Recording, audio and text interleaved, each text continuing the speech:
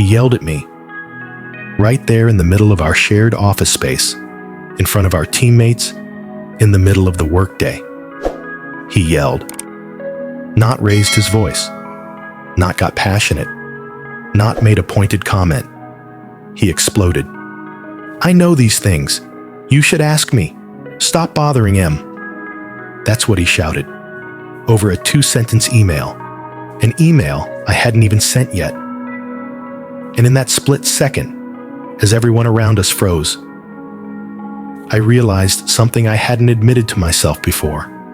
I was tired of being quiet. I'm part of a team of 6 developers, and I'm the only woman on it. I've been at this company for about a year, and until now, I've always tried to be, well, likable. The one who jokes, who helps, who doesn't ruffle feathers. And honestly, it's worked. I've heard people say they enjoy working with me. I felt welcome, mostly. But then there's him, one of my male coworkers, older than me, been here over a decade. Let's call him the enforcer, because that's how he acts. Like it's his job to enforce how things are done, even when he has no authority, even when he's not my boss, even when he's flat out wrong. He micromanages constantly, not just me, everyone, but especially when someone does something in a way he wouldn't. And when that happens, he doesn't give feedback. He reacts, loudly, aggressively, emotionally. And somehow, for 10 years, everyone's just accepted it. They lower their heads, they avoid confrontation. They let him storm, then let him cool off. No one pushes back.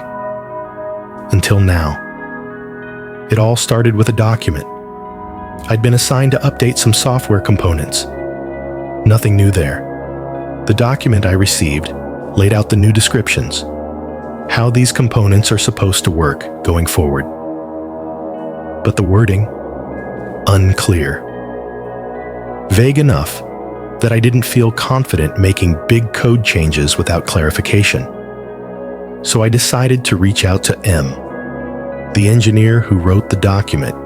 It made sense. M is deeply familiar with the system's design.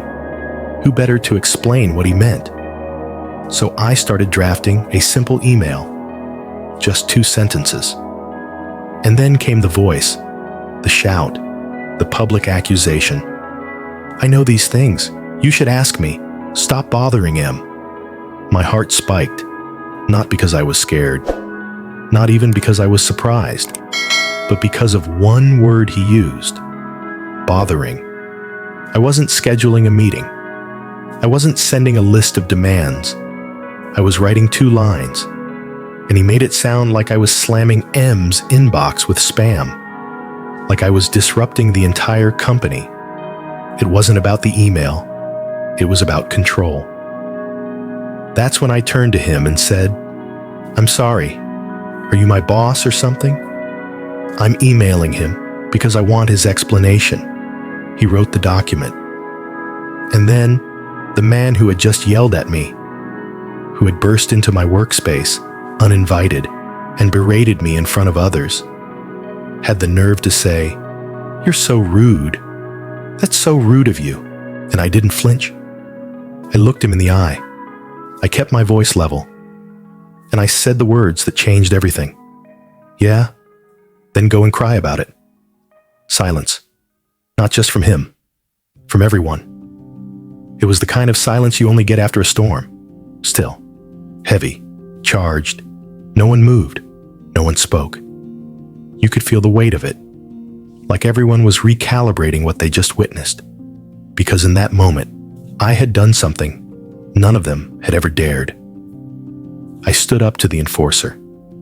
I didn't scream. I didn't throw anything. I didn't stoop to insults. I just gave him back what he gave all of us. A boundary. And I crossed the invisible line he had drawn around himself. The one that said he could act out, but no one else could react. I didn't even think. It was instinct. Years of professionalism colliding with months of quiet frustration. I wasn't trying to be dramatic. I wasn't trying to make a point. I was just done. The aftermath? Well, that's the part no one tells you about. After the silence faded, no one came to high-five me. No one whispered, "Good job." They went back to work, or pretended to. But something shifted. I saw it in the way people glanced at me, in the way he didn't approach me again, in the way the room carried a new kind of energy, one that said, maybe, just maybe, the spell had been broken. And yet, part of me couldn't stop questioning it. Had I gone too far? Had I been unprofessional? Should I have taken the high road, smiled and ignored it, like everyone else always did? Because I didn't want to be known as the rude one. I didn't want to be emotional. I didn't want to lose what little respect I'd built in that male-dominated space. But I also didn't want to keep swallowing my voice. This wasn't the first outburst. Not from him. He's done this for years. Everyone knows it. No one addresses it. And that's the part that stays with me. Not his yelling, but the silence around it. The quiet tolerance. The unspoken rule. That's just how he is. But what about me? Am I not allowed to push back? To say no? To refuse to be scolded for asking questions? Why is his anger passion and mine attitude? Why does he get to explode and I get labeled for defending myself? I've replayed the moment in my head 100 times, not because I regret what I said, but because I want to understand why I feel like I need permission to say it. So, am I the asshole? Or am I just the first person who finally said what needed to be said? The answer maybe depends on who's listening, but one thing's for sure. I won't be quiet next time either. Not for him.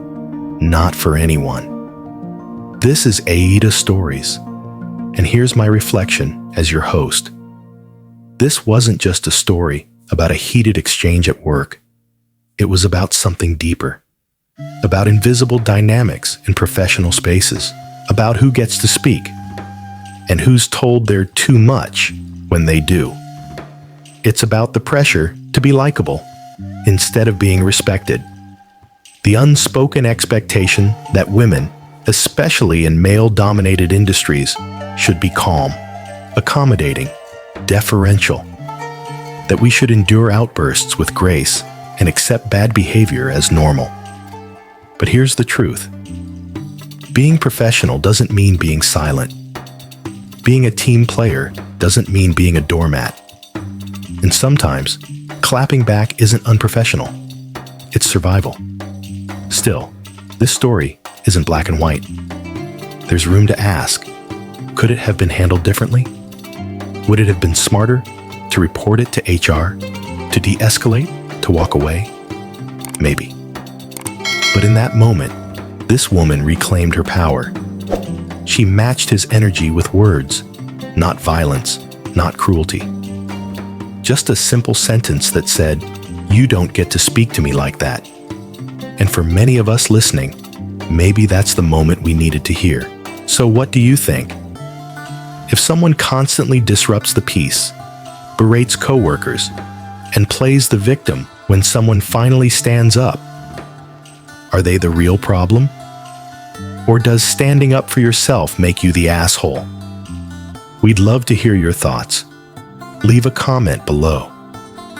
And if you've ever had a moment where you finally stood up, even when your voice shook, know this: you're not alone, and your voice matters.